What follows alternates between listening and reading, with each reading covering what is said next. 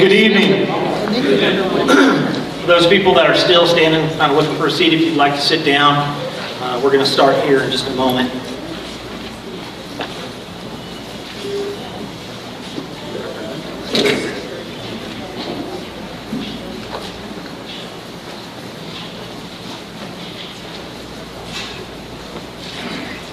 All right, the purpose of this meeting is threefold. It's to inform the public about the Trafalgar Road fire and its progress for mitigation. It's to provide an opportunity for citizens affected by the Trafalgar Road fire to ask questions of their elected officials and the agencies that are currently working toward mitigating the fire, and also responsible for responding to the public health crisis. And lastly, it's to give those elected officials and agencies an opportunity to see face to face the people that are impacted by this, and hopefully afterward they'll stick around and talk to you one-on-one to see how this fire is affecting you.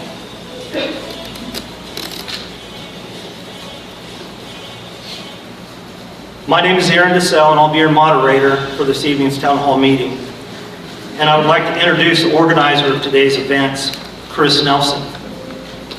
I know Chris because he's my neighbor living directly across the street from me. You all probably know Chris because he's the drone pilot who's responsible for the video footage of the dump put out almost daily since November of 2018.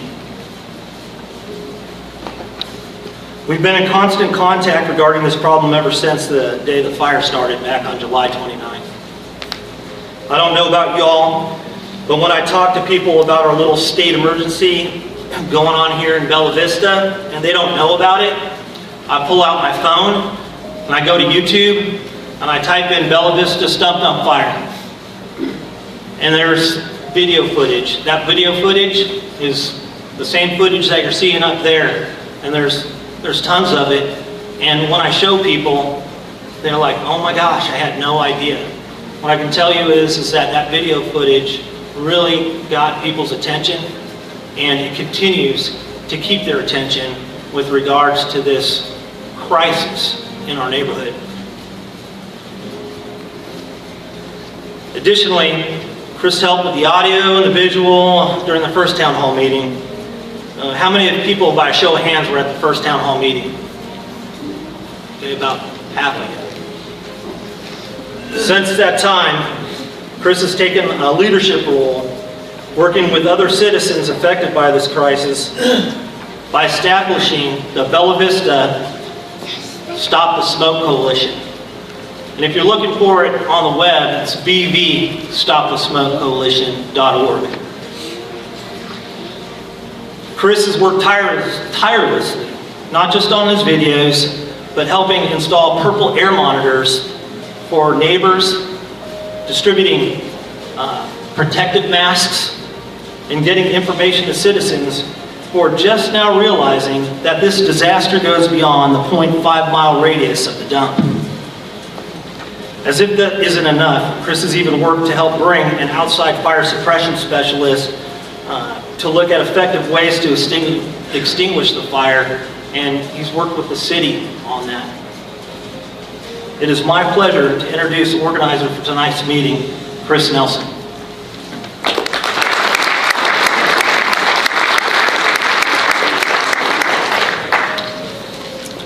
Thank you and good evening. I personally would like to thank all the residents that have been supportive of what we're trying to accomplish. Thanks to the ones who made the phone calls, sent the emails, and supported one another through these trying times. Members of the Stop the Smoke Coalition have continuously been working with many agencies at the local, state, and federal levels. Many of these individuals that we've been talking to, they have the power and influence that could be invoked, but not have done that at this time. Our core group is made up of fathers, mothers, veterans, engineers. These are people that have sacrificed every hour of their free time to move this thing forward so that we can get relief for our community by working together with state agencies. We felt at some point we were all working together for the greater good and the common goal of protecting the families in our community, and we felt that it was mutually shared with the state agencies. As you can see, we have many empty seats up here. And in the last few weeks, the communications between these agencies and residents have been reduced to silence.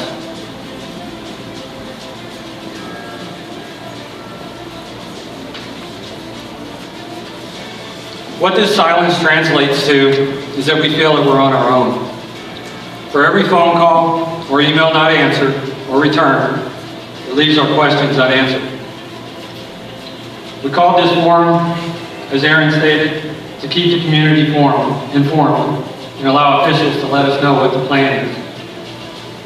It was our hope that it would give residents an opportunity to ask their specific questions to our elected officials and state agencies regarding this crisis that's affecting our community. We also felt it would serve as an opportunity, as Aaron stated, to allow the officials to see the real impact in the faces behind those who've been suffering on the east side of Bella Vista for over 6 months. We want to reassure you that the coalition is doing its best to stay on top of this situation. We'd also like to remind you that we are only residents. We're doing our best, and as we receive information, we will communicate it to you as best as we can based off what information we do receive. It's important that you all understand that two-way communication between many of the state agencies and citizens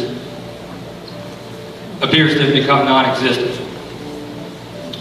Over the past few weeks, our pleas for help have fallen on apathetic ears. We hope the ones attending tonight are not representative of that. For those of you who are not aware, Senator Tom Cotton visited the dump last Friday, and after his tour of the site, he met with residents to hear their personal stories. We encouraged Senator Cotton to advocate for our community. The talking points emphasized to Senator Cotton and his staff are as follows.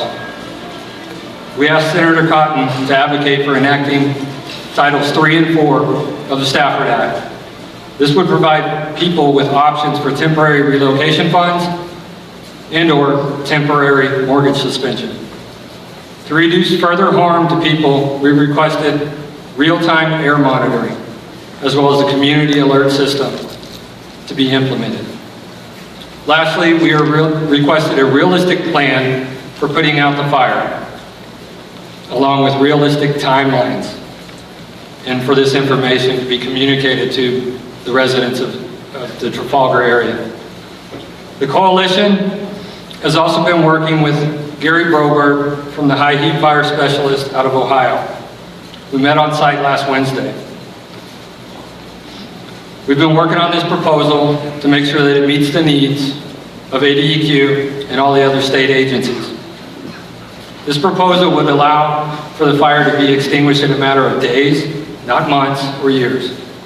It also would come at a cost less than $4 million. We provided this proposal to ADEQ on Monday for their deadline requirements. In the absence of our leaders' presence, we would like to still field your questions and record them in hopes that through our efforts, along with the media's presence, we can get some answers. This time, I'll turn it over to Aaron DeSell to go ahead and start the public commentary section. Hey folks, let's give Chris a big round of applause.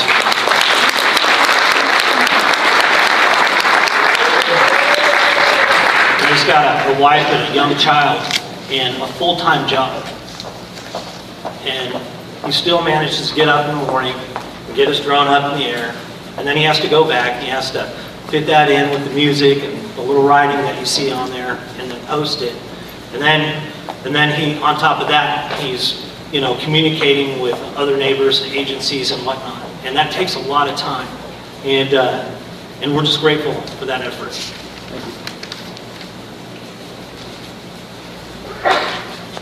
So I'm going to go off script for a moment. And about a little over 30 days ago, several agencies were formally invited to attend this town hall meeting for the purposes I described to you earlier. Those agencies were the Arkansas Department of Health, who confirmed that they would be in attendance. The next agency was the Arkansas Department of Environmental Quality, who also confirmed that they would be in attendance. They also, at our request, said that they would invite a member from NSAFE, the engineering firm that has been contracted by the state to find a way to mitigate the fire. We invited Robert McGowan of Benton County Emergency Management, who also said he would attend. We invited Fire Chief Sims of the Bella Vista Fire Department, who also said he would attend.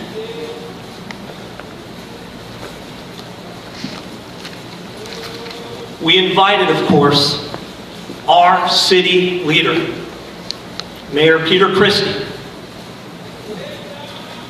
who did not even have the dignity to respond to our request. Now, I saved someone for last, which, of course, is the POA. We invited the president, Mr. Tom Judson. And I know that there are some mixed feelings about the POA, and what I will tell you is this. It's the only agency that's represented here today. Of course, we've got a council member Borg from the city, but the only agency here today that really is exposed to any risk. And there's an open lawsuit. Yet, I think the POA hired a very good leader. Because you know what? Leaders face problems, and he is here with us tonight. So I just want to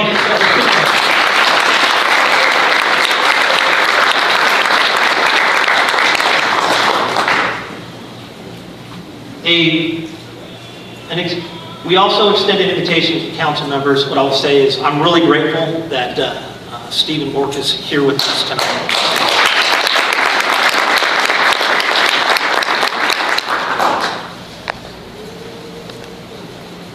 Again, I'm off script.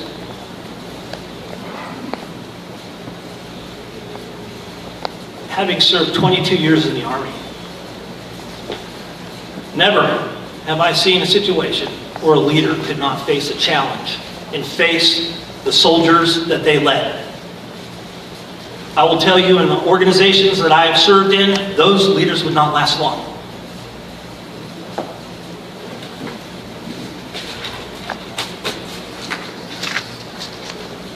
All right, folks, so the way that we're going to do this is y'all drew a ticket as you guys came in.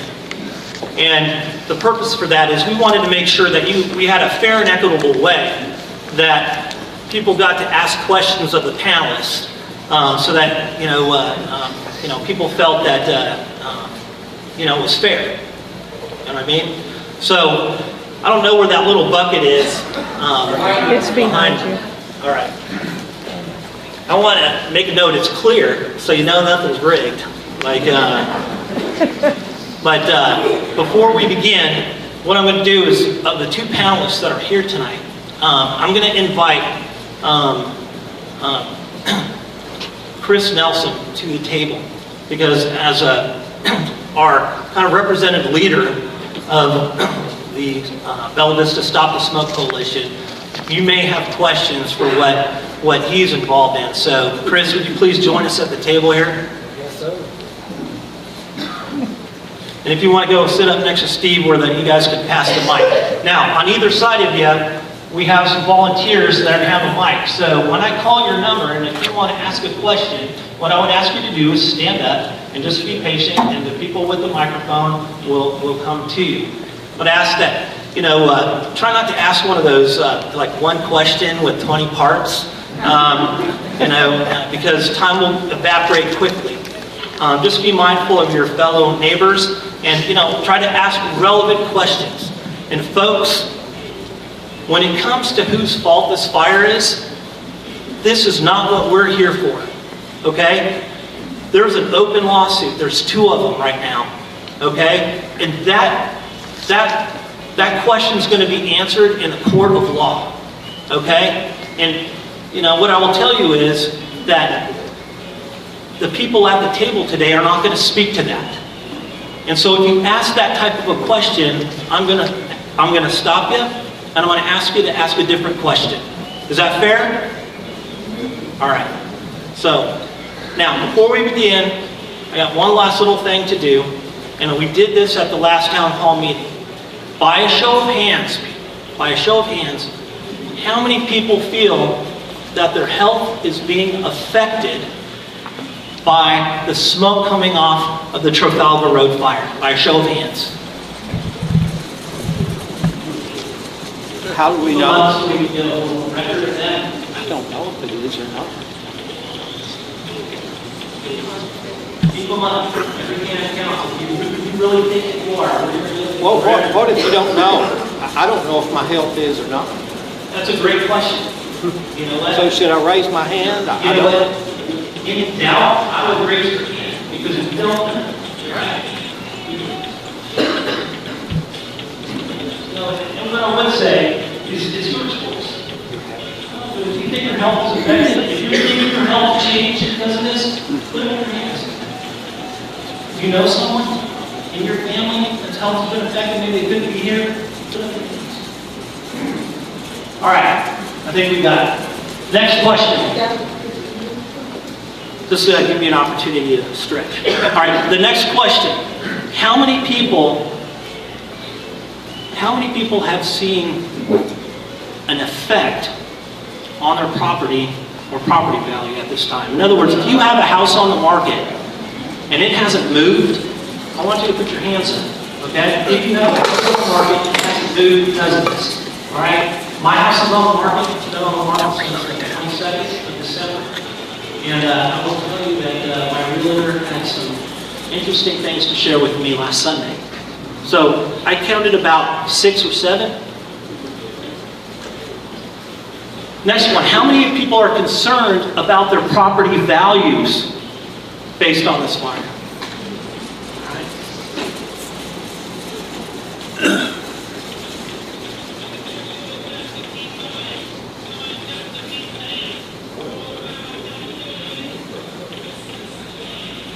All right, thank you.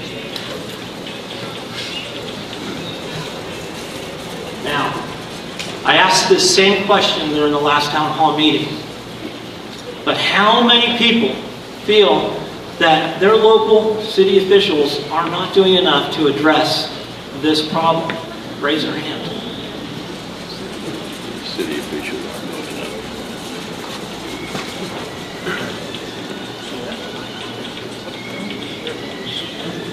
Please take that back to Mayor Christie, Steve. All right, just put your hands down. All right, thank you for that. So at this time, we have 2 panelists, and I'm going to give them, or 3 now. And we already got to hear a little bit from Chris. So I'm going to give a couple of minutes to each of the panelists to introduce themselves and what is their part in relationship to this fire. Okay? So we'll start with you, Councilman Ford.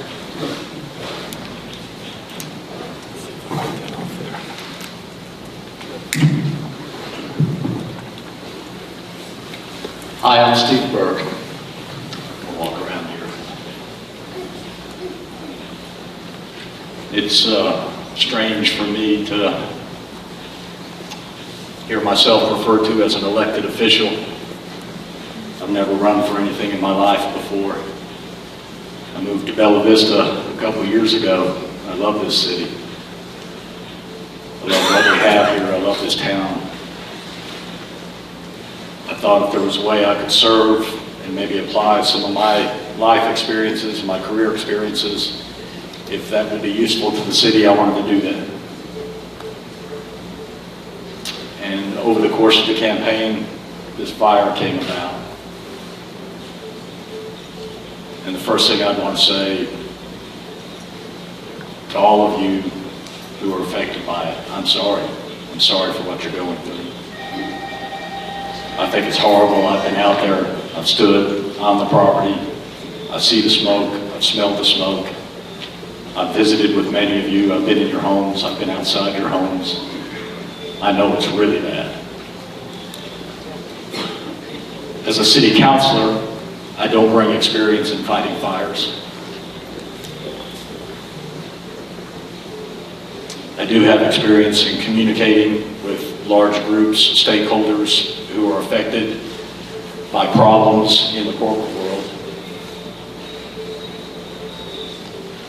One of the things I've tried to bring to the city council is a sense of our responsibility to stand up and stand for the people that elected us.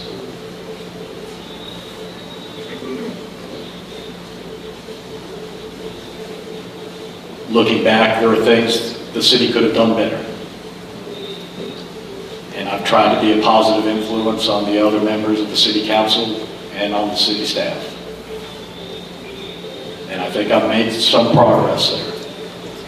And I know there's a lot of frustration, a lot of even anger in this room, and I've seen it demonstrated. You guys have come to the city council meetings, and I understand the frustration. And I would be there too. I'm a father of two grown daughters. And if I ever thought that there was somebody that was not being responsible for my children's health, I'd be really, really upset about it as well. So I understand that. Hey, Steve, I gotta be a good moderator. That's probably 4 minutes. So Okay. let's go on to the next one. Thank you. I'm going to wrap it up. I want one more minute. I want to say two things before I sit down. And I'm not sure I have much else for you. I wish I had the play-by-play on the fire and where it stands. I don't have that. I want to say this about Chief Sims and our fire department. These are the men and women that if our house catches on fire, they will come in to get us. And I know that they would love to go put the fire out, and they would have done it already if they could. They still would today. So it's not a matter of them not wanting to, or them not feeling like that's really important.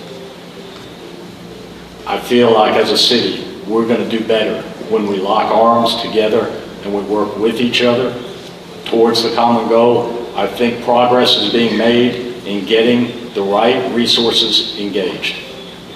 And I think we're headed in the right direction. That's the way I feel. I'm not going to have much more for you tonight. I just wanted to come and say that's what the role of the city council is, to stand up and stand for the people that elected us. Thanks, Steve. Thanks, Steve.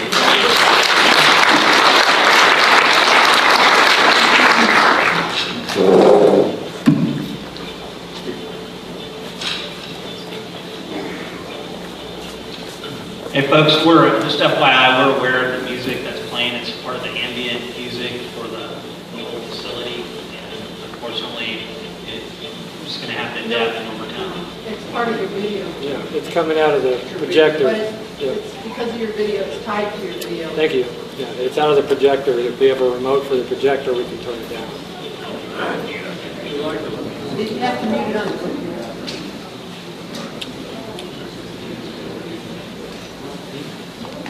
I'm going to take Steve's lead and just pop out here, but I'll stick to the 3 minutes. My name is Tom Jensen. I'm the Chief Operating Officer of the POA. I'd like to thank everybody for coming. This is a very important meeting. Aaron and I spoke about a month ago, and he invited me, and I said I would attend. When I heard a number of people that had decided to not attend, Aaron and I spoke, and I had told Aaron that I'd give my word that I would be here, and I'm a man of my word, and I felt it was important to be here.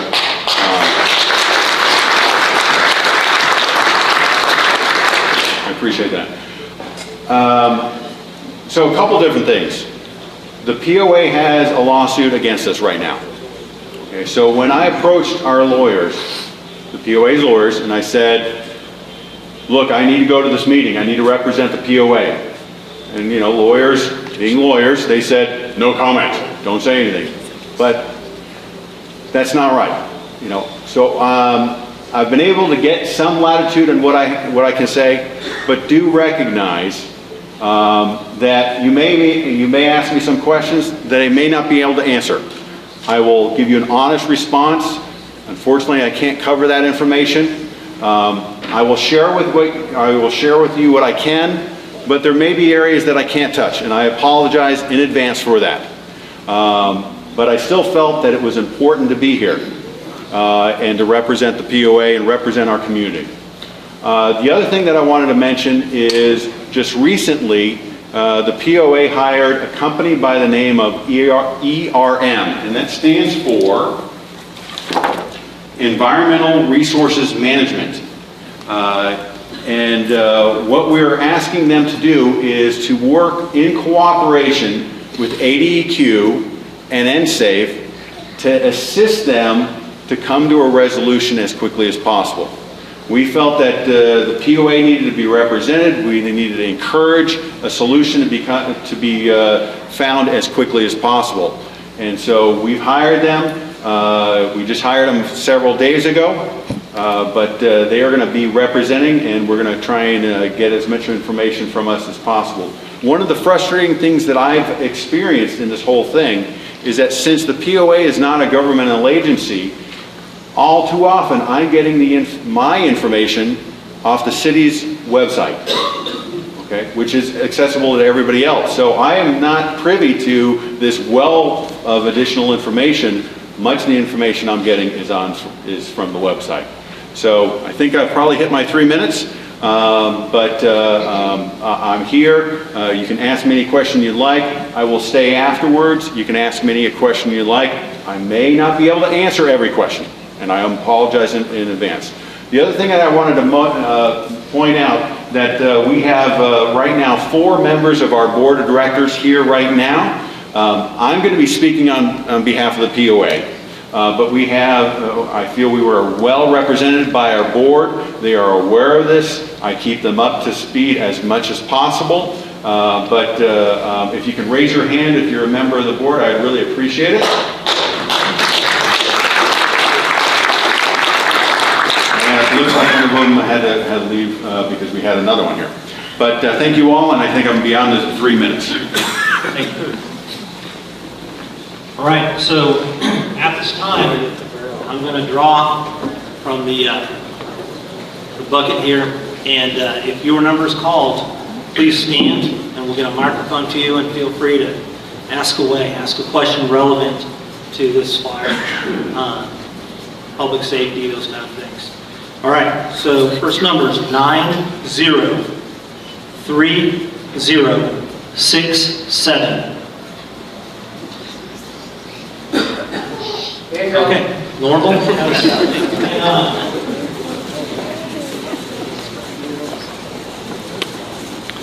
Introduce your name and then go ahead and ask. I thought everybody knew me. My name is Norval Lance, and I live about a little over a half mile east of the stump dump, where I get all the wind and the nice smell. My question is this. As I go by, which I do frequently during the day and my rounds of the village, I see a lot of stuff going on over there. There's a bunch of culverts and sort of look like a bunch of gravel, piles of gravel and piles of dirt and stuff like that. And I'm just wondering, from my own curiosity, how is this going to help, or what are they going to do with this?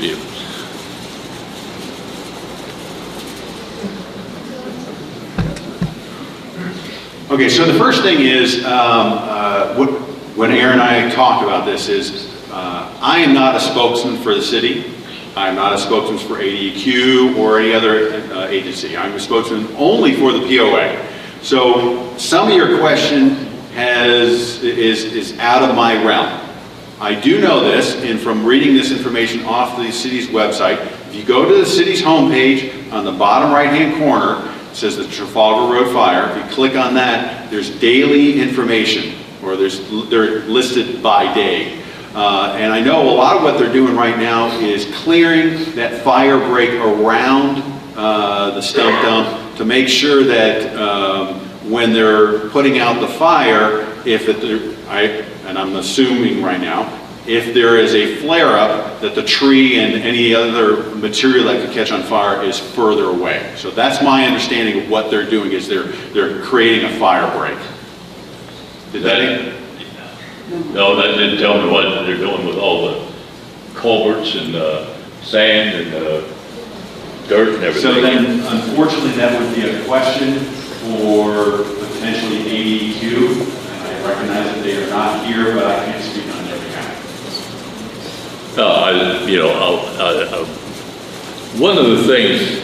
And Noel, Yeah. one of the things we're trying to do is to give everyone an opportunity to Okay. speak, give questions. What I will say is this, and you being a CV and you being an combat engineer, is those culverts, the pipes that you guys see in the sand, so if you're familiar with a cut and a fill.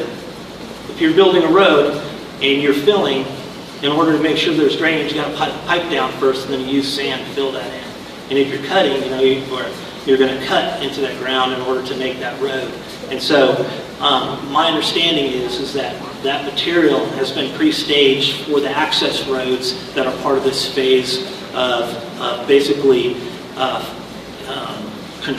the control phase to prevent the fires from being, is that what you heard, Chris? Being a CB, I look and I see a lot of things that could be done, but nobody ever asked me. Thanks, Noel. All right, next question. It's coming from number 903021.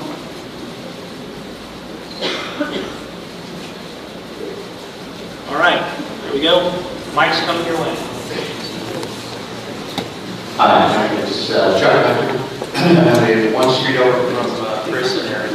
My question is, do we know what InSafe's process is going to be to put the fire out, or are they just building the fire break around the dump itself?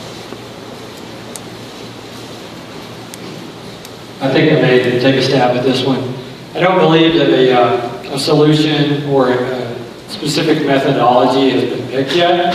I know that InSafe's proposal had many different options in there, and I believe that the ADEQ will be passing that information along with several different methodologies to determine which route they want to go, and that'll be obviously up to probably the director of ADEQ and the governor.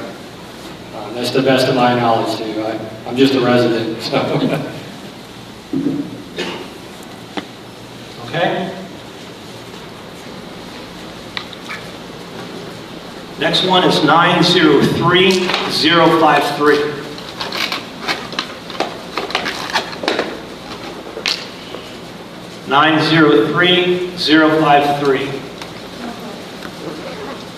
Okay. 903073. Okay.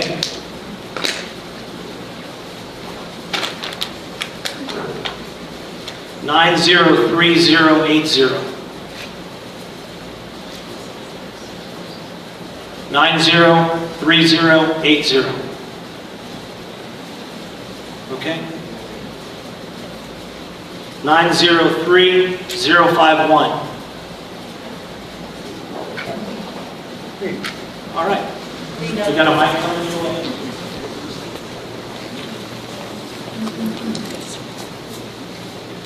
I don't think I need this. I speak loud enough. Well, just in case some people can't hear, we would ask you. I'm Eric Dewog, and I live about a half a mile from the fire. Okay, but I'm lucky we're living on the west side, so most of the time the wind comes from the other side and blows it the other way, so I'm glad of that. But what I don't understand is, well, first of all, who hired the people that are doing the work right now? So, it's my understanding that InSafe is on retainer with the state as their emergency contractor. So being that this is an emergency, they're on retainer with the state, so they're the ones overseeing the work. I can tell you that there are subcontractors under InSafe, so they will determine who can fit the bill, essentially, and do the work. InSafe is the emergency contractor on retainer, so it's a state decision at that point. What I've heard about the cost of like $53 million seems completely out of my head. I don't understand where that comes from. Now this man from Ohio that said he could put out the fire within a couple of days for $2.5 million, have we spoken to that man and see what he could do to get that fire put out? Yes, we met on site last Wednesday with one of the senior technical guys from ADEQ. We discussed things also with Clean Earth Advisors. They met with us on site as well. They had a couple of concerns with water runoff because of bedrock. We addressed those concerns to the best of our abilities, and that proposal is on their desk now. And it hopefully will be one of the proposals that goes forward for the approval process. And we just have to wait. We're in a waiting pattern right now. I just want to say one more thing within my time limit. It seems about the water is a problem. It seems to wants to go down to the lake. Now, who's more important, the fish to die or people that die around the fire? Thank you.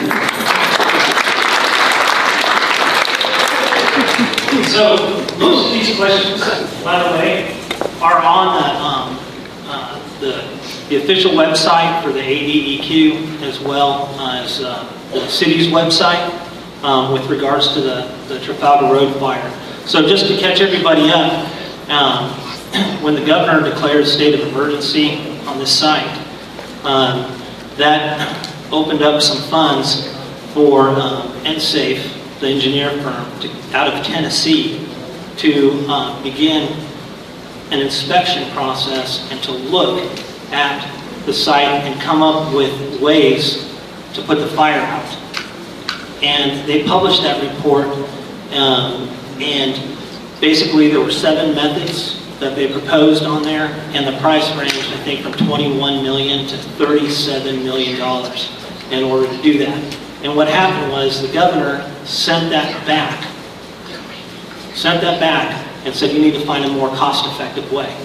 So that right now is where my understanding is, based on the official publications on the website of where we're at right now, is that it's gone back to the drawing table and InSafe to find some more ways. I would like to clarify one thing. I believe that the bid was actually for the total cost for extinguishing the fire and remediation. They have several methodologies in the proposal to actually clean up the dump, as well as, you know, we don't want to leave this here, right? I don't think anybody wants to leave it here. So that's why the proposal ranges in prices, because they have several options for obviously extinguishing it, and then also several options for dealing with it after it's out. So hopefully that clarifies some of the range in the price. Okay, next number is 903065.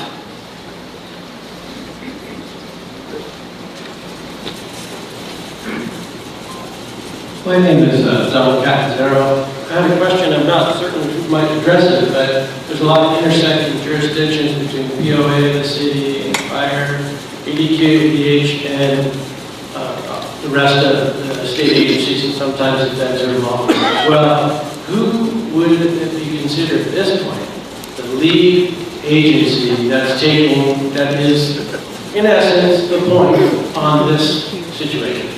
Let's address that to Councilmember Ford at this time.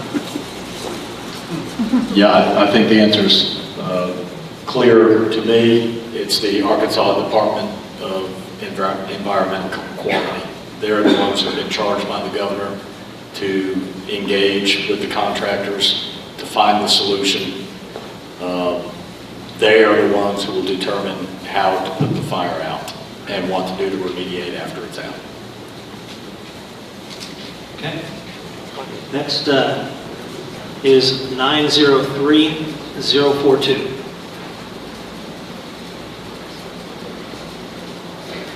Nine zero three zero 42.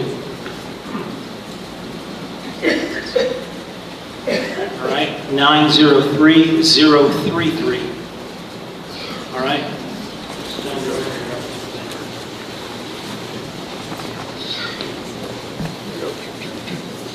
My name's Larry McCann, I live up by Lake Ann, so I probably smell this 40% of the time. So where's the money coming from right now? I understand that the state money's been locked up somewhat, so where's the money coming from? I can speak to the part that I know about. That is, the governor did make $1 million available on the front end of this just to do the assessment, just to prepare the property for the fire to be put out. And that's why there's activity out there today. That's all funded by the first $1 million that Governor Hutchinson put on the table. All right, thank you.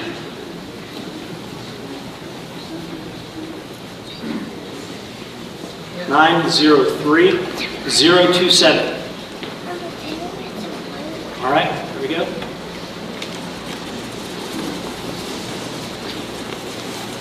Hi, I'm Brittany Jones. Most of you know me from the news, Riordan Hall.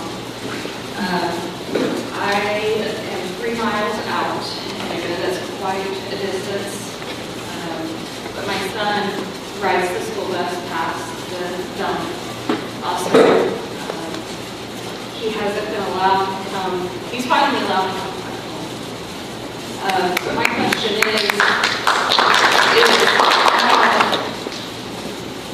how many school buses are driving by this area daily, and are kids being exposed to it? Not only that, but there's other stump dumps that potentially the same thing could happen. Are we going to address the other ones and check into them and make sure this doesn't happen again?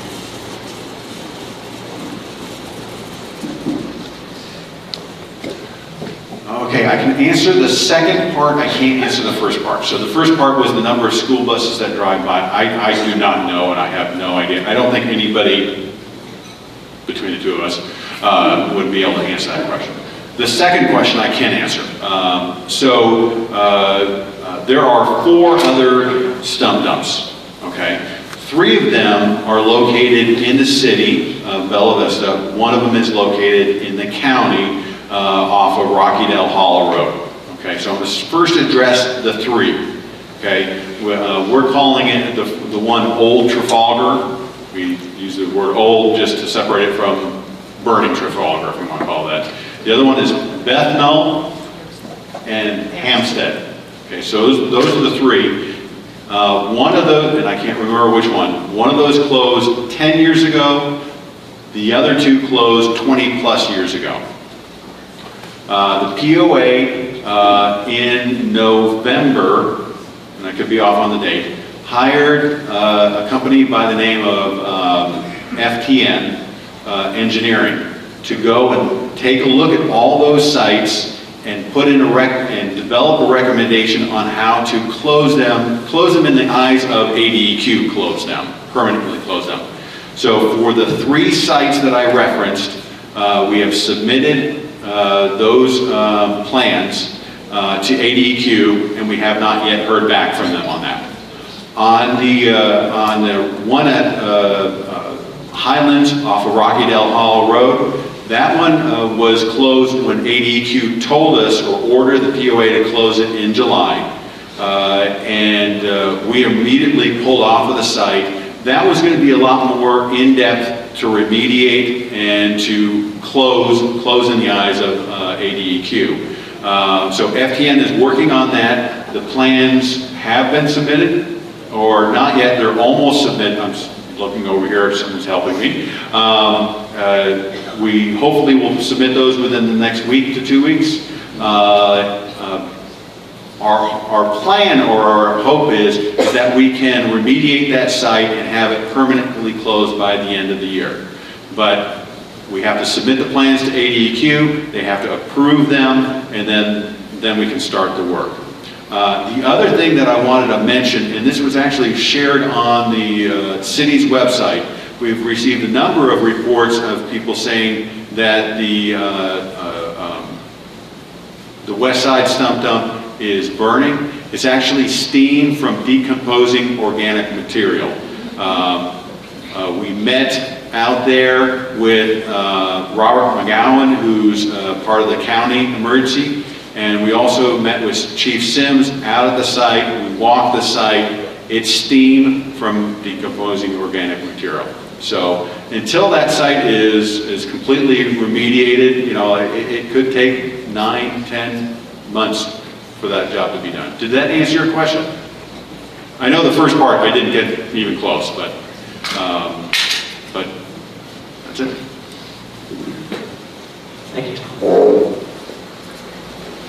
Okay, next one is 903-078.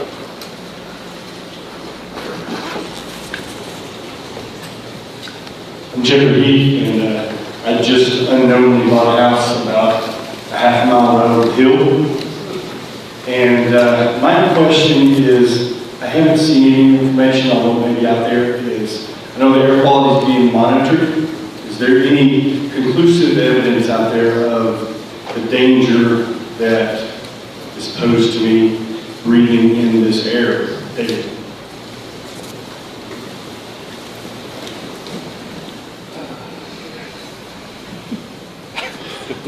Hey, Tom.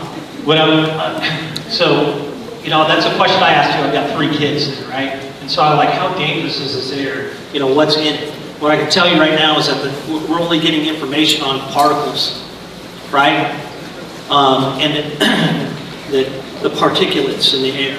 What I can tell you is that our coalition, we've got a science guru in there, and we found out we may even be able to partner with a professor at the University of Arkansas who's in the room with us tonight. Okay? And what I will tell you is this. There are EPA published studies that talk about the risks of smoke from burning dumps. And all of them talk about the hazards of accumulated exposure. And so when you see a few people walking on the stump dump like Senator Cotton, and he's not wearing a mask and all that stuff, you might be thinking, why isn't he wearing a mask? But what are we at? Day 193 now, or 95? 97, day 197. That's 197 days of accumulated risk. But we need better details. And that's why it's so important for ADEQ to be here today, and for the Arkansas Department of Health to be here today. Tom Judson, the president of the POA, should not have to answer that question. One of the things that we know is that the data that we're being provided is after the fact. We don't have real time. The only thing that we have in our community real time is the purple air monitors that we, the citizens, have installed. That's concerning, and also the data that they did provide from the EPA's last round of testing. It's not conclusive. Their testers were off half the time, and they're making a decision based off of inaccurate data or incomplete data. There's no way to really know the chemical compounds that we're being subjected to as well. At the December 1st meeting, I'm trying to remember the gentleman's name. He's from the University of Arkansas. He stated that these chemical compounds that are being produced in this dump can attach themselves to the particulate. Now let's think about that real quick. The particulate goes up in the air, you can't see it, you don't know if you're tasting it. I kind of know if I'm tasting it at this point. But you're going to inhale that, and your body is going to what? Absorb it. That is a risk in its own, right there. Smoking on its own is a risk for long term. So the conclusive data, obviously we don't have, but we can use our best I guess, educated guess to say that if our purple air monitors are showing a reading in the area, obviously take the necessary precautions. They don't test chemicals, they just test particulate. They're all over the world. Are they perfect? Do they meet the EPA standards? I don't know. I think we actually have Jill that may be able to talk to this in depth. Introduce, Jill, why don't you introduce the audience who you are? Or you want to, well, obviously you're up here. So this is Jill. Jill Santillari. Take the microphone. We got a mic. You can take the mic. Hi, Jill Santillari. I've been working behind the scenes, and I typically tend to like to stay behind. Jill, you want to put the mic up close to No, your mouth? not really. Karaoke. I tend to like to stay behind the scenes, but one of the things that I wanted to make sure that people walk out of here with is and it's not a scientist on air or soil or any of that sort of thing, but just in researching and working with the state of California and others trying to get an understanding of what's going on here. I can share with you what I know, and I would just ask you to do your own research and sort it out. The first thing I would say is that the ADEQ monitors are only testing particulates, as well as purple air monitors are only testing particulates. There's other stuff out there. Just from the water testing results that came out that included benzene, arsenic, and manganese, if it's in the water, it most likely is in the air. And so we're not testing continuously for chemicals. And so those particulates are only, the real-time monitors that we have are purple air. The thing I would say is that you have to use some judgment, because when fires burn really, really cleanly, you might still have green zone air, and that's not going to pick up the volatiles or the semi-volatiles, okay? And so when you ask, is the air safe, it's really hard to predict. And the thing I would suggest to you, the representative within the state of California, they have to be really good at air quality. They check windy.com. Now windy.com is going to love this, but windy.com, find a source to check where the direction of the wind is going. If the wind is coming at you, you're probably going to want to wear a mask. That's just my suggestion, because you're not going to always see the 2.5 particulates, and you're not always going to smell or see smoke, and it still might have things in there that you want to protect yourself from. My position with myself and my daughter is that we come into the 72714 zip code and we wear a mask, because we just don't know. And the thing is 2.5 particulates go into your lungs and they don't come back out, okay? And so my position is, until we know for sure exactly what's in the air and we have continuous real-time monitoring, I would wear a mask. So hopefully that's helpful and not confusing. Thanks, Jill. Good job.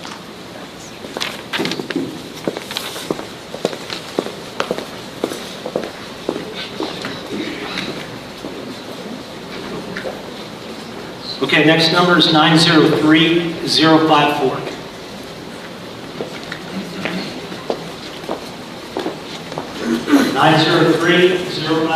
we go. I'm Mary Shaver, and of course we live within that half mile. As a nurse practitioner, I can tell you the health implications are most probably horrible. We all know our property values, what's happening. The other thing is, on a broader scale, has anyone looked at what is happening as far as this being a destination? I mean, this is a destination for mountain bikes, for people that bring money in from the community. When are they going to find out about this and stop coming? Tom, you want to field that? And Steve, do you want me to have a bead on PR? This is, great for the city. Hard question. I would say that, we're already seeing comments on Facebook, so I think there already is an awareness. So if you're talking about tourists from out of town coming in and using the mountain bike trails and the golf courses and so forth. I think some of them are already aware, and I think that it may be driving some of them away. How you measure that, I have no idea how to do that. As the fire goes, as it goes longer and longer, and there's more and more press coverage, the more and more of an impact it's going to be. But that's a really hard question to really put statistical data on. That's a good question, though, because we know it is going to have a negative impact on those things. What I will tell you is we at the coalition have leveraged the Freedom of Information Act, and we have pulled just about everything that the city has in relationship to the Trafalgar Road fire dating back to July 29th. And what I can tell you is that there's a message, an email message, internal traffic from Council Member Lloyd to Mayor Christie about the concerns that she had that this fire would have on the real estate market as well as the image of Bella Vista. So it is something that the city has at least discussed via email. That question was raised again by Councilmember Lloyd. And just so that you know, it's 2 months in the making, but we just got that 4 gigabyte data dump for a FOIA request from ADEQ, and our team is going to be going through that, and we're going to provide it to our team member from the University of Arkansas, as well as our own in-house advisor on this stuff. And there more data is going to come out of that, we're sure. But Freedom of Information Act, you don't have to have any special license or any citizen can do it. And so, hint, hint, if you want to know information, just go online and type in how to file a Freedom of Information Act request. It can be done by email, and it's amazing what information you find. It's amazing. But just ask for everything. Next question is 903-045.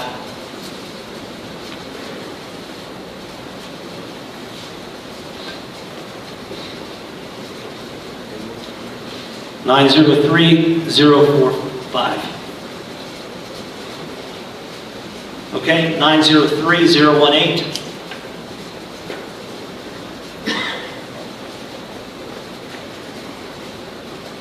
And 903-018. 903-017.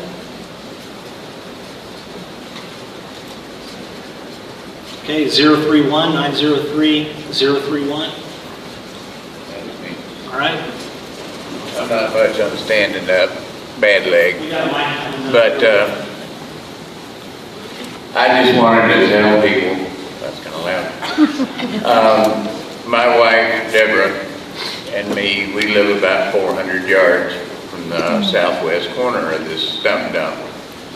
But she recently thought of an idea and called the county up to find out what, if anything, they are going to do about our property taxes. And they are looking into possibly suspending our property taxes. So that's something you need to find out more about. They haven't done anything yet. They're just thinking about it now. But everybody here should call them and ask them, because, I mean, 1 or 2 of us calling isn't going to do a lot of good, but you get 50 people calling, it might do a little more good. I mean, if it was suspended for 1 year, I don't know about you guys, but that'd help me out. Thank you. So was that a question directed towards any numbers? No, it was just a statement I wanted to make. Okay. It was something we were checking on. So, Stephen, are you aware of anything that, with regards to property tax abatement, that the city is maybe advocating for residents in this area? I'll tell you what I've been briefed on. It's just a minimal amount of information. That is that Mayor Christie has been speaking with the assessor, that on a regular basis, our properties are all assessed once every 5 years, and that's not subject to happen for a couple more years. And so I think the question is there some kind of emergency provision in there whether it was a tornado or a hurricane or a fire, is there some emergency provision in the law? And the county assessor is going to be the ultimate expert on that. So I don't disagree with your point, and that is, if you feel like you had a conversation with them and you got anything other than a no way, then it probably does make sense that other people make that phone call and say, hey, what can we do to help these residents? So I think the gentleman who just spoke is on point. You see, we are more powerful as a group. You know, one person isn't going to get much done. All of us doing something together will get something moving. What I would tell you is that I talked to Roderick Greaves, who is our county assessor. And what I will tell you is that he told me, just kind of what Stephen echoed here, that assessment isn't due until 2021. It's a 5-year cycle. What he told me, though, is that right now there is not enough data. And by the way, I spoke to him about 2 months ago. There's not enough data because they value their prices very much the way the realtors do, based on comparables. And so when there's not enough data, what it means is not enough people have tried to sell their homes, not enough people have sold their homes in order to show that there's been a devaluation of the market. Now, with that said, every August an independent board meets. They're part of this independent commission that works for the assessor's office, and they will independently assess if you go to them. So I would go to the county's assessor's office website or go to the office and find out the specific dates for that meeting and what you need to bring with you. But you can pitch your case for why you think your own house property taxes need to be different from what the current assessment is. And then that independent board makes a decision. And then the county assessor has to go with it.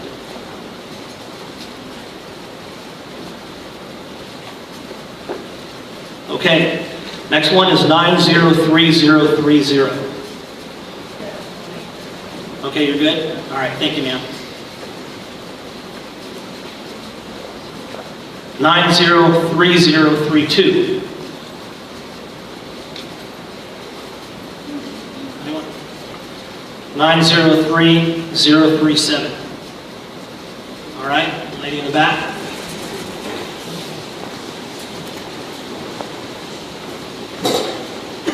Hello, my name is Bill Park. I moved here 2.5 years ago. Yesterday, I finally went to the doctor, got sick. He said, what's your problem? I said, I live half a mile from the site. And he said, there's not much I can do to help you. Except give you a steroid shot and some antibacterial pills. What is in that hole? Are you digging up anything? I don't like to be a prisoner in my own house. Dirt. And I live a few miles from the neighbor. He died after he got Agent Orange. He got cancer and died. So what is this going to do to us in years to come? You don't get any answers. I've been to the police stations twice. I've been to City Hall. It's just past the buck. And I'm getting awfully tired of can't send your house to my house with half a mile of toxic waste milk. And I want answers. Nobody wants to give you anything. Everybody plays in that hole anywhere. They have asbestos or what? Lead paint. So I'm just going to point out to the table here. Okay? You all remember who I said was invited to the table? Who could answer that question for her? So I'll tell you what, that ADEQ was on the site when those trenches were dug. There's information posted on the Trafalgar Road Fire site on the ADEQ site. But look, the people that should be here to answer your questions about health, Arkansas Department of Health, or about what was contained in that dump, where are they?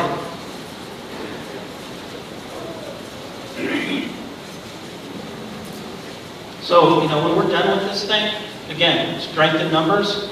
I would reach out to your legislators and let them know that you showed up on February 12th at 6:30 p.m. to attend a town hall meeting, that you expected some state agencies to be here, and they didn't show. And I can go ahead and speak to some items that have been observed in the dump if you're not aware. I have an email from Dr. Dirk Haslow. He's the epidemiologist. This email was dated from the 19th of December. The dump site includes, let me back up. High-level individuals heard today that the dump site includes plastic, gas and oil cans, car batteries, tires, metal, PVC pipe, etc. There's also a fact of finding on the ADQ's website, which lists more. It's actually in the emergency declaration. I actually encourage everybody to go there and read the documents. Some of it is concerning. How much of it are we actually breathing? We don't know.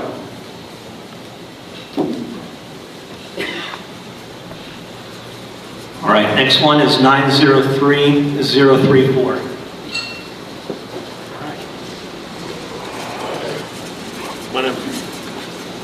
My name is Kyle Whitlock. I live about 600 feet from the dump. I came and spoke the other night at the city council meeting about me and my family. I want to point out something. I don't know if people notice it, but you'll notice Chris, he'll have a little cough in his cough. You'll notice Aaron has a little cough in his cough. Happens when you're close to this fire.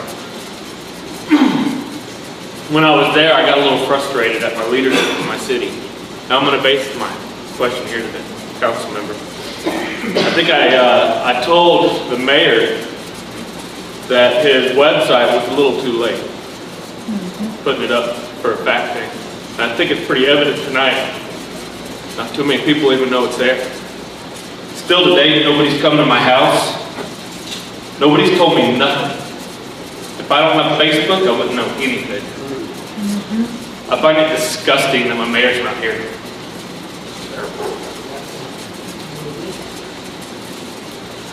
I've got a wife and a kid, 2 kids sitting home right now, full of Wendy. Closest house to that fire. Look at that. Look at the way the wind's blowing. It's disgusting. We need a new leader. If he can't do it, I will. I don't have a problem with that at all. My question is to you. I'm going to ask you if you'll forward this on to him. If he needs to find me, I'm at 2 Shawn Lane. He come sit with me. I'll let him know how my family does every night and how disgusted I am that he didn't show up today.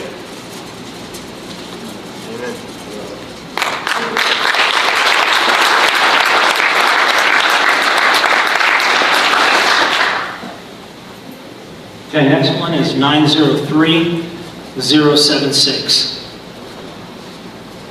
903076.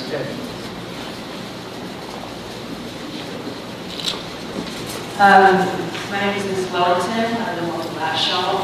This is the first meeting. I believe it was the 26th of January when the party pool, the purple air monitors were off the charts.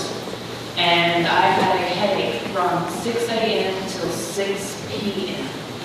Now, I live on top of the hill, and I have started monitoring the purple air monitors every morning before I take my kids to school. And I know, just from growing up in the country, I know that stuff settles in the valleys. What I want to know, and I don't know if anybody can answer it here today, obviously we don't know what's in it other than benzene, arsenic, whatever else. But how does that disperse at the 1 mile marker, the 3 mile marker, the 5 mile marker? And depending on which way the wind is blowing, you know it's reaching down into Bentonville, and it should be potentially talk with Bentonville's city council, get them involved, because people who come here to Bella Vista for the golf, for the excursions, the biking trails and stuff, they go down into Bentonville to eat. People don't come here, they don't go eat down there. So it will affect the whole area. Is there any way we can check out how this stuff is dispersing?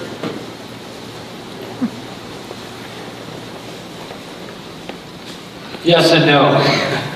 That's a hard one.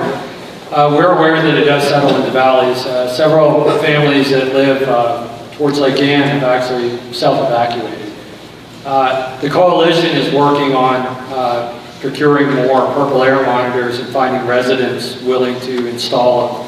It's a pretty simple process. You just need Wi-Fi and power outside.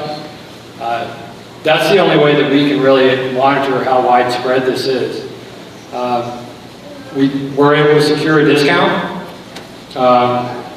We're going to try to work out a deal with them where we can, put an ad up on our website and hopefully get some donated from them. But as it stands now, we've been purchasing them with available funds that we have out of our pockets, contributing some of the money from the documentation fund. But anybody can install them. If you're interested, we can definitely talk about that after the meeting and even help fund it within reason. Jill, did you want to add anything? She's kind of our coalition resident, subject matter expert on the purple air monitors and the downwind hazards and all that stuff. So I would just say that 2.5 particulates, you can look them up.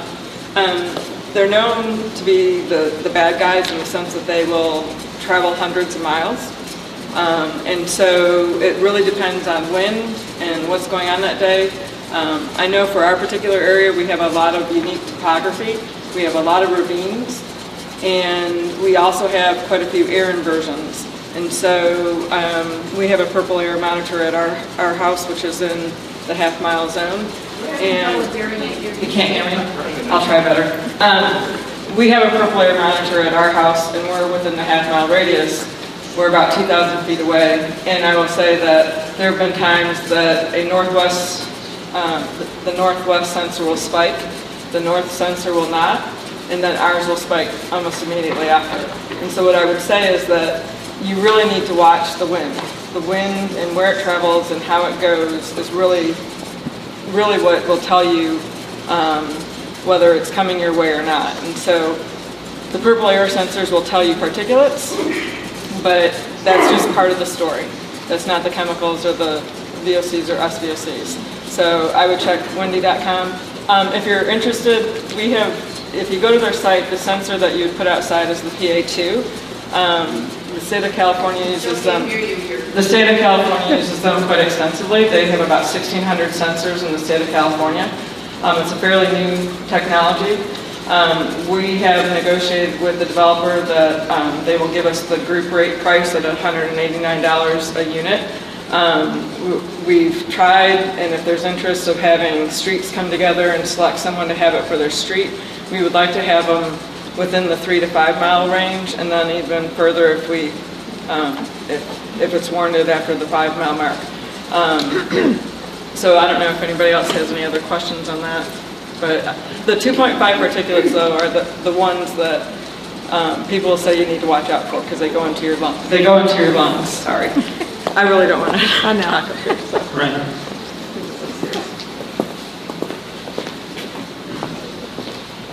Next one is 903-057.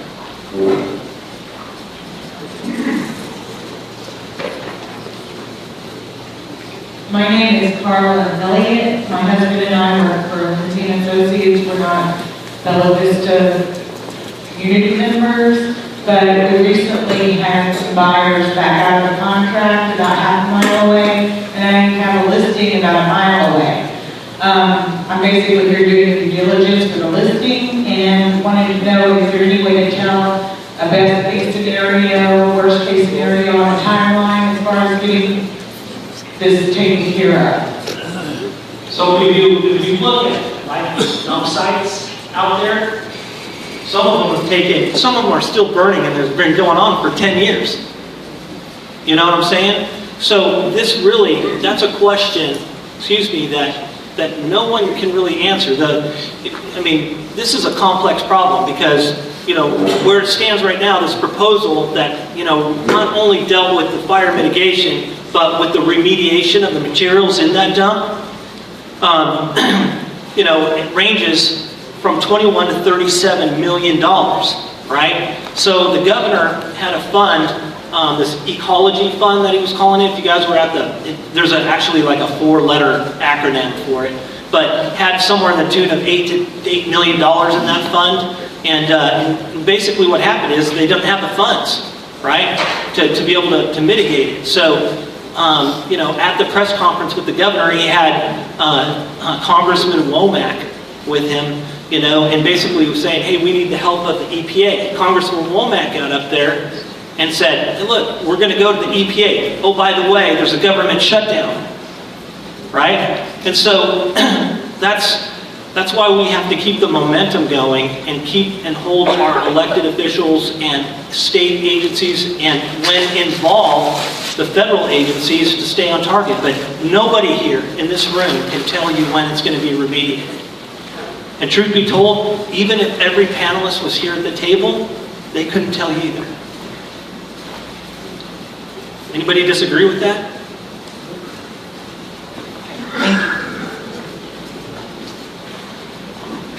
That's the scary part, folks. All right, 903-046.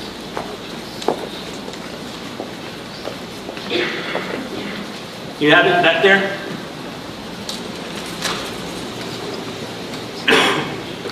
My name is Rick Baker. I just heard someone ask about the tourists coming in here, and they were concerned about the loss of tourist dollars. That was anybody doing to tell these folks coming in our community how dangerous it is.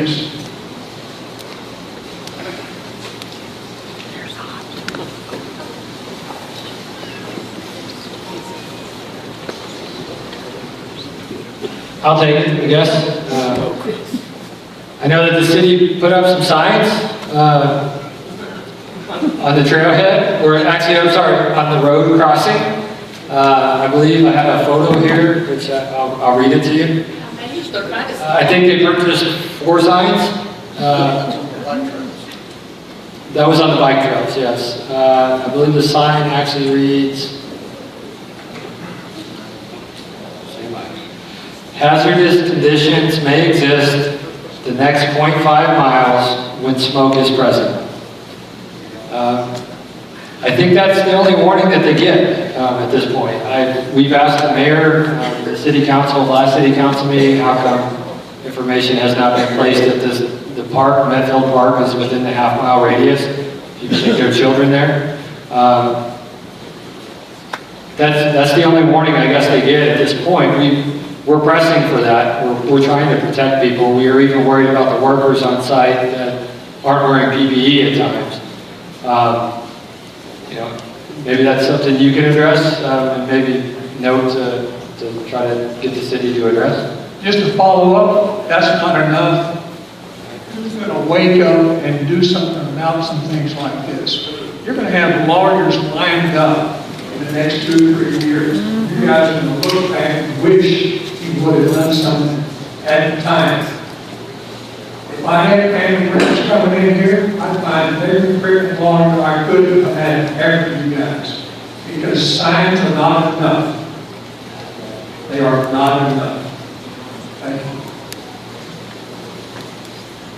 So just for your edification, because I was kind of curious, what can you do maybe if you don't feel like a city is doing something, to respond properly for something like this. And I talked to a lawyer who specializes in environmental cases. And what he said, there's a unique law in Arkansas, and I haven't looked up the law, but it has to do with immunity.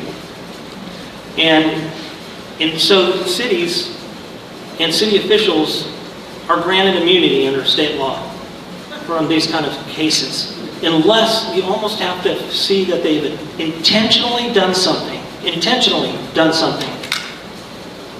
to try to hurt the citizens. So our only recourse, if you're not happy, really, you can try to fight it in court, good luck, because there's a law that kind of protects cities. But the voting, that's how you do it. You said you haven't read that law? No, but if you look up Arkansas immunity for jurisdiction, if there's an attorney in the room that's willing to speak up about that, stand up and share. But that's what that attorney told me, and he told it to me last week. Okay?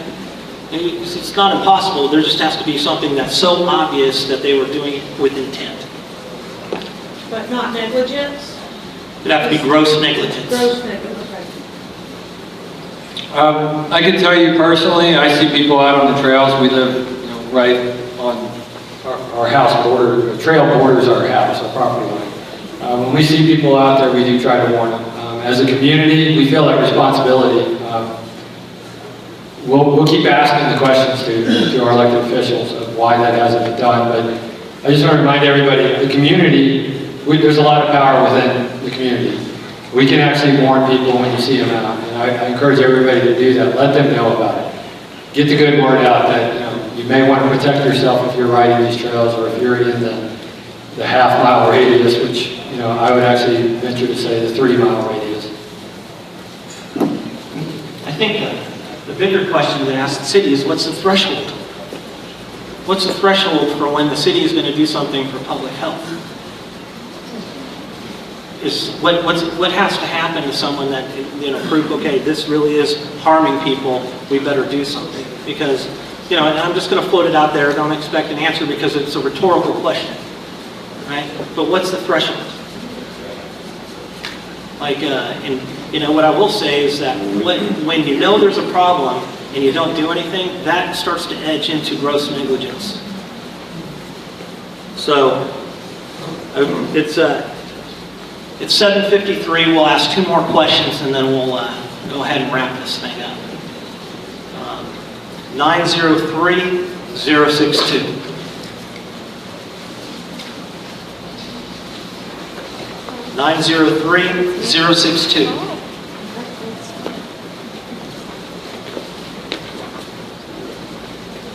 Hi, I'm Chris's wife.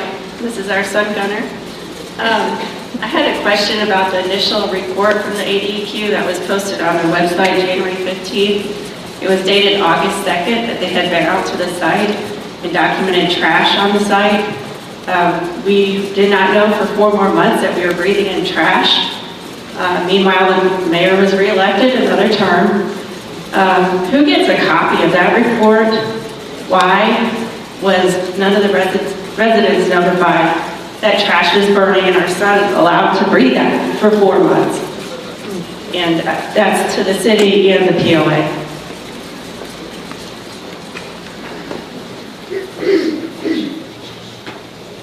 I saw the ADEQ report at the same time you did, so. I know, and I know you're new to the... Right, and I couldn't say what the distribution is on the original report, who would have received it, who would have had knowledge of it, before the city posted it on the website. Sorry. I mean, obviously the POA knew it was more than stumps in there. Why didn't you notify the residents of that? We were not, they didn't provide us that report either. Okay, but you guys leased the property for 13 years and you knew it was unregulated and you knew it was more than stumps in there. Why was that not told to the general public? When I began speaking, I mentioned that there would be certain questions that I would unfortunately not be able to answer. That your attorney won't allow you to answer? So unfortunately, this is one I can't answer. The last question had to do with signage, and I think you can answer the POA as far as signs at Metfield Park. Do you plan to have any there? I did speak with the city about some signage, and I was aware that they had installed some signage, but from our point of view, it's a city responsibility. Cassie Lapp. POA responsibility. Cassie Lapp told me once the signs are put in on the trails by the city, the POA would follow by putting them in at Metfield possibly. You are in charge of the POA, that's why I'm asking you that question. That's a POA part. I don't have any additional information regarding the signs. Pretty soon, kids' birthday parties will be held there. People will start renting those pavilions for parties this spring. All of the other parks that I take him to, Riordan, they have a sign that says this is a smoke-free campus. Don't smoke here. There's no signage at Metfield warning anybody.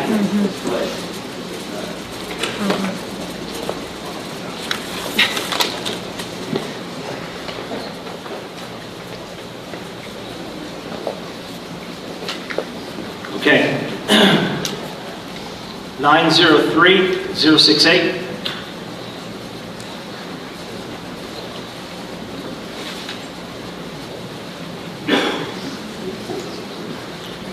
903-072.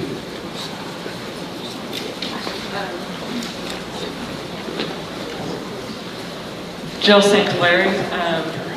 My question is for all the agencies, every single one of them, whether it's the ADH, the ADQ, the mayor's office, POA. I know myself and others have called repeatedly. We've called Donnelly Davis, we've called Meg and the ADH Public Communications Director.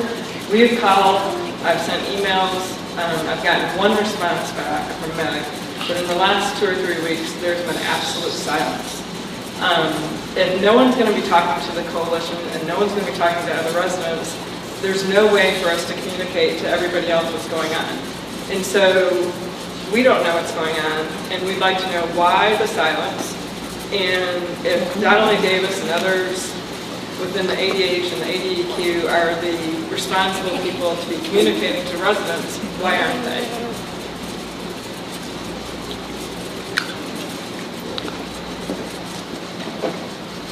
So, Stephen, can you enlighten us? Do you have any inside understanding of why the mayor did not show up tonight?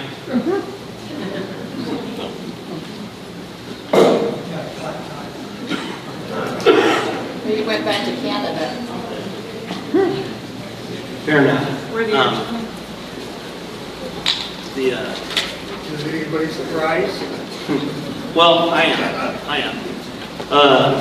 So, folks, I really appreciate everyone coming. It appears we've come to the end of this meeting. We appreciate very much Tom Judson and Steve Burke for showing up.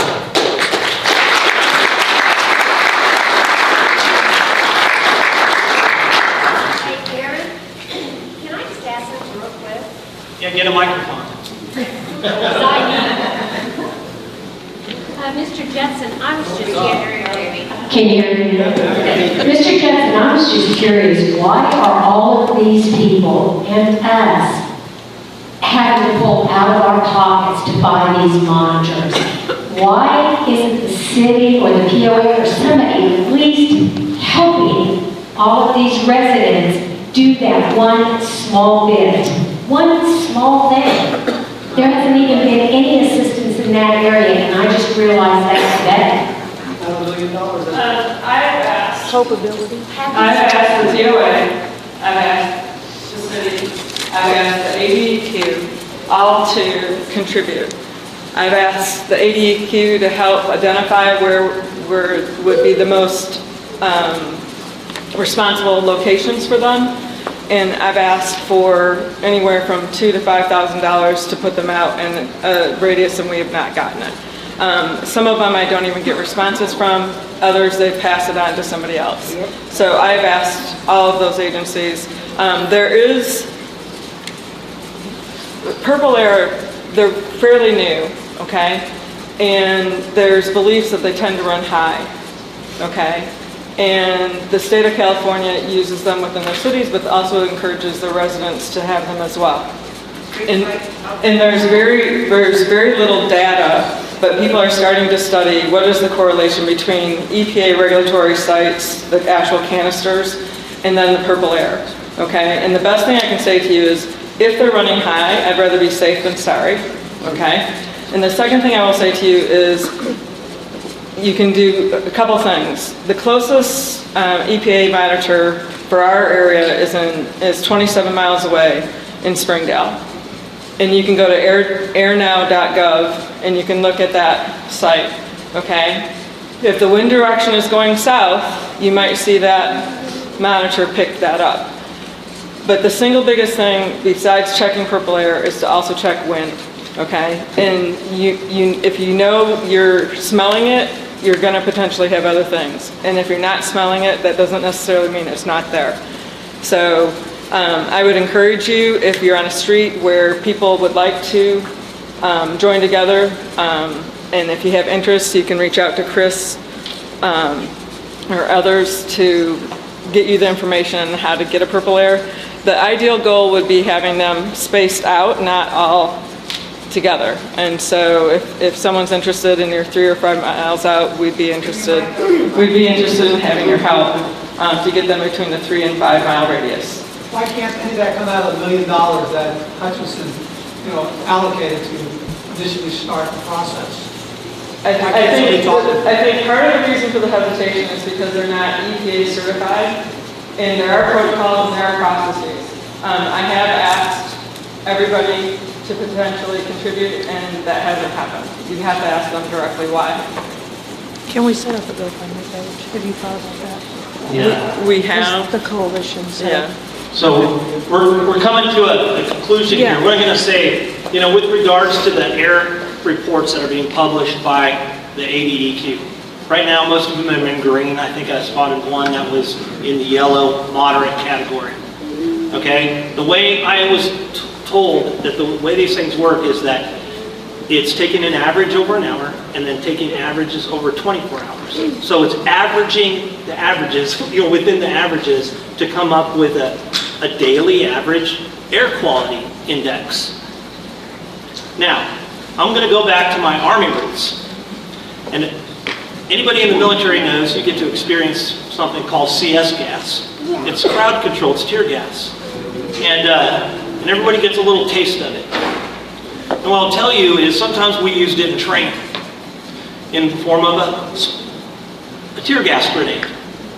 And what we would do is we'd throw that. And I'll tell you what, it only lasted about 5 minutes when it went off.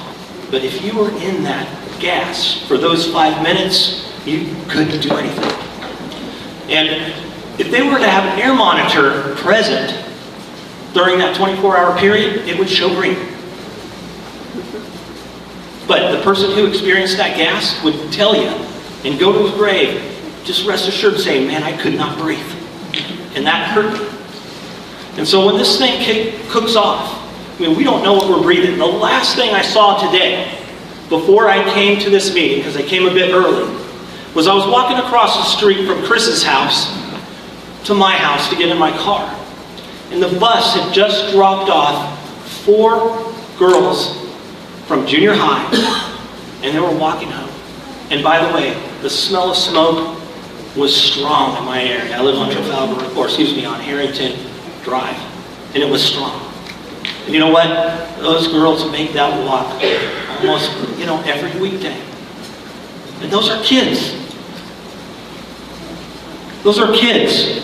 What's the threshold? What's the threshold? Take that back. Next time we have one of these town hall meetings, everybody needs to be here. And the way that's going to happen is if you talk to your legislators. Talk to Senator Hester.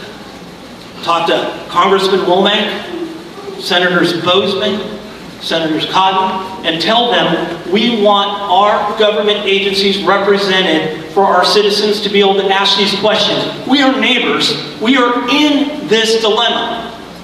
What I will tell you is that in emergency management, when 9/11 occurred, do you think it was the New York firefighters that were running the incident 24 hours after the event? No, it was an incident management team that came out from the affected area to run it. And here we are in the affected area, and it's the citizens that are answering the dang questions from the people. And sorry if I'm on a little high horse right now, but that's not right. It'd be a good thing if each and every one of us goes tomorrow and asks Pete Christie why he was not here. Yep. So, go to his house tonight.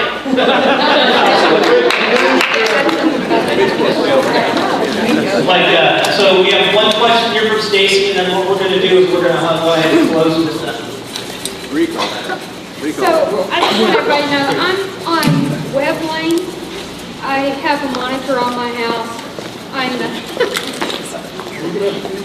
So mine was the first one to go up, and it's on the northwest corner of the fire. My house is 932 feet away. To go back to the EPA 24-hour monitoring, my house has hit 500 plus for over an hour. The other 23 hours, it may stay at 80. So that means I'm at around a 95, which is still supposedly good air. I can tell you it's not good air. And to put it in perspective, in all this time that we've had those purple air monitors out there, mine has hit 700 plus. I have been in the orange bad area for days and an entire week, maybe twice. So for that to be as bad as it is, but for the EPA to say, even, I mean, and I'm talking when you're taking the 24 hours, it's from the purple air sensor, not just from the EPA. But all that time the EPA saying the air is good. But when it hits 500 plus for an hour, there's no telling what you're taking in. I want to say something real quick if I could, and then it's kind of really important. I think everyone should know. Go ahead, Kelly. Everybody knows Kelly. Y'all Thank you. know. I was talking to the EPA guys that were down on site at the toxic dump site. There was two guys there, and I'm not an educated person. You know, I'm just trying to figure this whole thing out, and having some knowledge of purple air and a little bit of knowledge of these primitive things they're using to capture these 24-hour segments in a 24-hour period. You know, it just didn't make any sense to me. How come a citizen can have a raw data, 24-hour monitoring system? Surely the state has that type of system. So I was asking the guy, it just doesn't make any sense. How do we mesh our numbers with your numbers to try to figure out where we're really at? So what he said to me was, there is a good system. Well, he didn't say that. He said, these systems are overused. And he said, there is a system out there that does live raw data, and it's called, it's made by Teledyne, and it's a T640X. So if everyone in this room cares enough, and I know we all do, I think we should email, what is her name, the head honcho at ADEQ? Becky Keogh, and ask them, why are we not being protected, or at least having up-to-date high technology in the world we live in today, especially here in this disaster we're living in. It's just a thought. I don't know, you know, maybe everyone should email Becky Keogh and ask her why we're not using the Teledyne T640X. Are we having a future meeting? So we all know? Yeah, so the question is, are we having a future meeting? The answer is absolutely. We will have a future meeting. Probably the next meeting will happen when a decision is made or there's some major significant event. And what I mean by decision is made, a mitigation plan. And we'll go ahead and you know, we'll definitely call together. What I'm going to say is that we are a coalition right now, a few of us. We're looking for other people to you know, come on board and help us and spread the load. And so, you know, what I would say is, you know, we look at Chris as kind of, he's our lead dog, and he's doing a bang-up job of it. But it takes the whole team to get this to where it needs to go. And so we need, you know, if you're interested, you know, see Chris, see one of us. If you're part of the coalition right now, would you please raise your hand so people can see who's part of the coalition? And there's others that couldn't make it this evening, but if you're part of the coalition, raise your hand. And so see any one of us, and just remember that when you have questions that need to be answered by this, it couldn't be answered from the people that are the experts because they decided not to show. All right? With that, this concludes the town hall meeting, and if people want to gather around and talk, we have to be out of here at about 8:35. All right? Thank you. Darren, can I ask you one question that everybody has been asking tonight? What's that? Why these people are here? Yeah, we don't know. Because we live in the area and they don't. You know what? Yeah, we live in the area, they don't care. Find out how much they can